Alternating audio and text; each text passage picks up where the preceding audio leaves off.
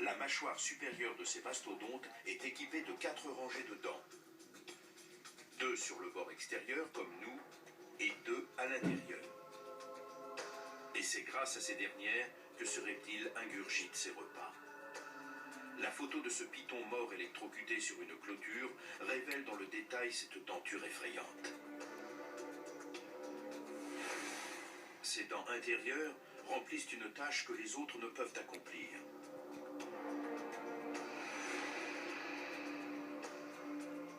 Ces serpents ne peuvent tirer les proies de grand gabarit dans leur gueule. C'est donc leur gueule qu'ils tractent autour de leur proie grâce à ces dents.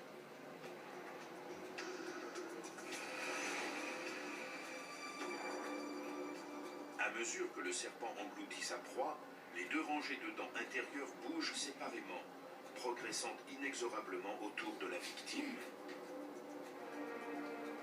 Le crâne bouge d'un côté à l'autre.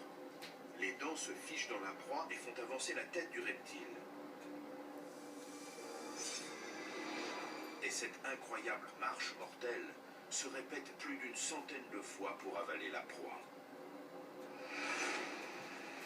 Mais avant de manger, le serpent doit tuer.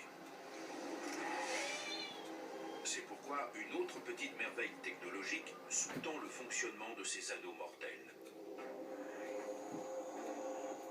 Il est lourd. Personne n'avait jamais mesuré la pression des anneaux d'un anaconda de 6 mètres, jusqu'à aujourd'hui. Ce spécimen est placé à l'intérieur d'un laboratoire de campagne conçu expressément dans ce but. Il ne peut en sortir.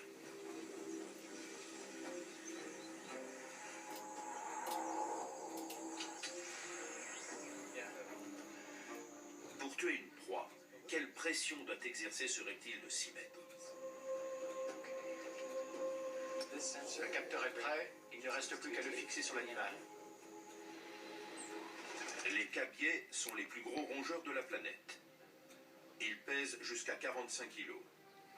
On en trouve plusieurs centaines de milliers dans les marécages d'Amérique du Sud, et ils sont régulièrement victimes des anacondas et des hommes.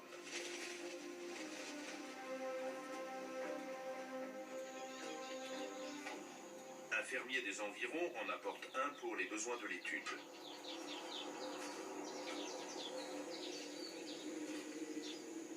Si le serpent attaque, ces sacs noirs transmettront les premières données sur la force de constriction qu'exerce un anaconda géant. Les expériences en laboratoire ont montré que même les constricteurs de petits gabarits exercent une pression incroyable, jusqu'à 560 grammes par centimètre carré. À quoi cela correspond-il? Imaginez qu'on pose une barre de 3,6 kg de 2,5 cm de côté sur votre poitrine et multipliez-la par 100 pour obtenir la pression exercée par les anneaux d'un petit constricteur. Ça correspond à 360 kg, l'équivalent d'une grosse moto appuyant sur votre cage thoracique. Or, les serpents géants, qui sont encore plus puissants, sont à même d'exercer une pression de plus d'une tonne.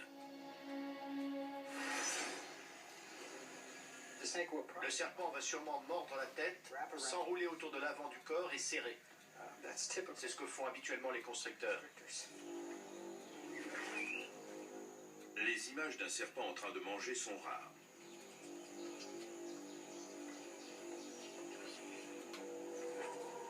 L'anaconda tarde sa langue pour capter les phéromones.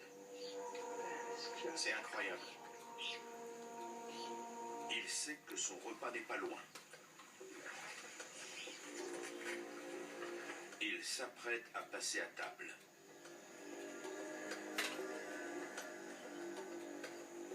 Il est en position idéale pour frapper le cou de sa proie et l'enrouler rapidement dans ses anneaux.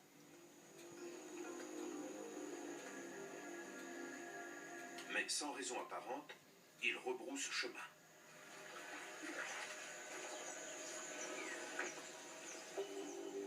Plutôt que de tuer le cabiai, il se met à jouer à cache-cache, à faire des bulles, et même à faire un câlin à son repas.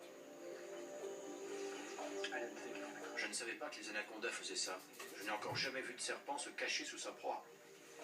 Typically either Normalement, ou il la mange ou il s'en éloigne. to get away. Mais il y a peut-être une raison pour expliquer ce comportement.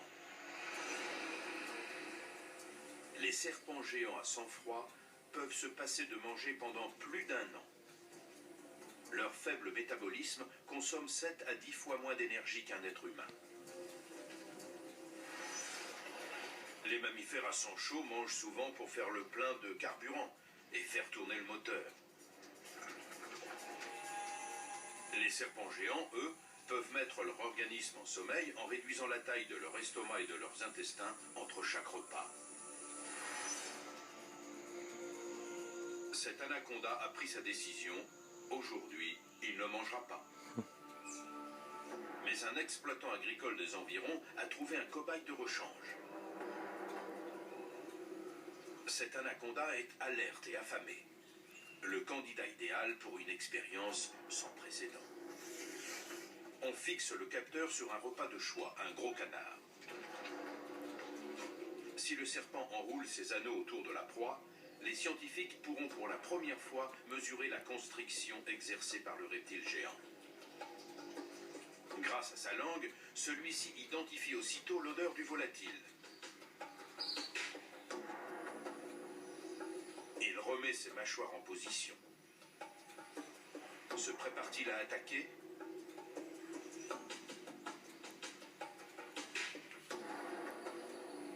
Il se dirige vers son repas.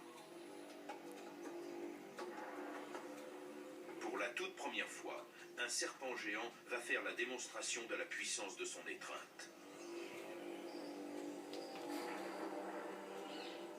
Il continue d'approcher tout doucement. Va-t-il déclencher le capteur de pression qui ceinture le canard ? La proie étant vivante, le serpent va devoir imprimer une constriction puissante. Il continue sa progression vers le volatile qui semble paralysé. D'après une légende vénézuélienne, l'anaconda crache un souffle toxique sur sa victime pour faciliter la mise à mort.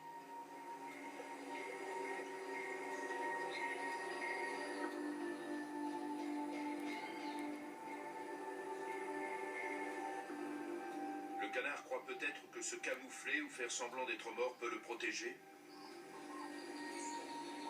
Mais le reptile ne se contente pas des indications transmises par ses yeux.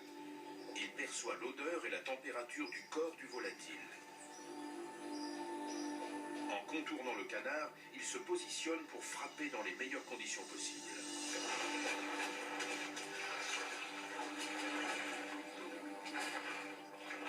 Le sort du canard est scellé.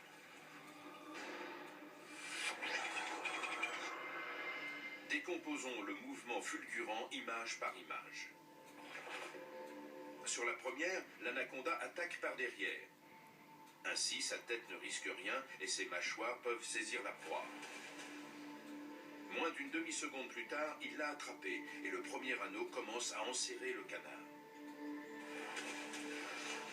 Au bout d'une seconde, le serpent pivote autour de sa propre tête pour faire passer d'autres anneaux autour de sa victime. Moins de 2 secondes après le début de l'attaque, les anneaux commencent à serrer la proie dans un étau mortel.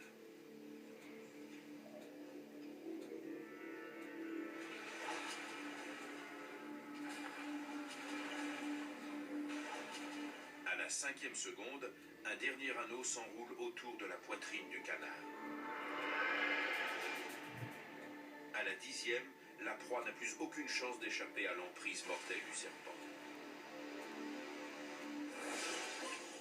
Mais quelle est l'intensité de celle-ci? 84, 5,9, 79. 5,5. The snake Il squeeze serre fort. strong. Entre ses anneaux, l'anaconda comprime le canard à raison de 5,9 kg par centimètre carré. De loin, la constriction la plus puissante mesurée dans l'oreille animale.